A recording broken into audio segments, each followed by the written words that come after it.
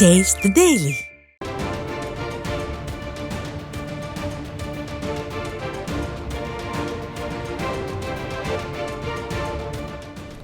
தற்போது வந்துள்ள அண்மை செய்தி. டெட்வா புயல் எதிரொலியால் திருவள்ளூர் மாவட்டத்தின் பல்வேறு பகுதிகளில் கடந்த சில நாட்களாக தொடர்ந்து மழை பெய்து வருகிறது.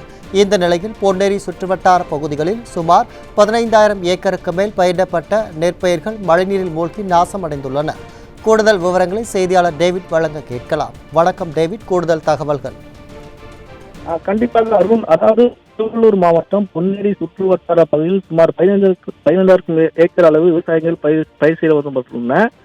இந்த நிலையில் நேற்று முதல் டிட்வா புயலின் தாக்கம் எதிரொலியாக தொடர்ந்து கனமழையானதும் மிக கனமழையானதும் பெய்து வருகிறது. இந்த நிலையில் மிஞ்சி ஒன்றிற்கு உட்பட்ட வாயலூர், காட்டூர், திருப்பரங்குன்றம், ராதாபுரம் உள்ளிட்ட பல்வேறு பகுதிகளில் பயிரிடப்பட்டுள்ள விளைநிலங்கள் வெள்ள நீரில் மூழ்கியுள்ளது. இந்த நிலையில் அந்த நிலங்களுக்கு அருகாமையில் உள்ள வடிவதற்கான கால்வாய், ஓடை எதுவும் தூர்வாராமல் கடந்த 4 ஆண்டுக்கு முன்பாக குடிமராத்து பணிகள் மேற்கொள்ளப்பட்டு வந்தது.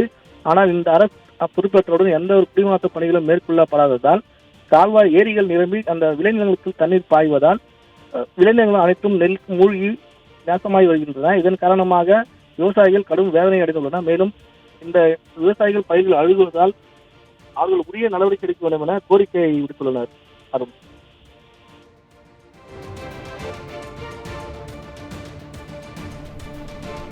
தகவலுக்கு நன்றி டேவிட்.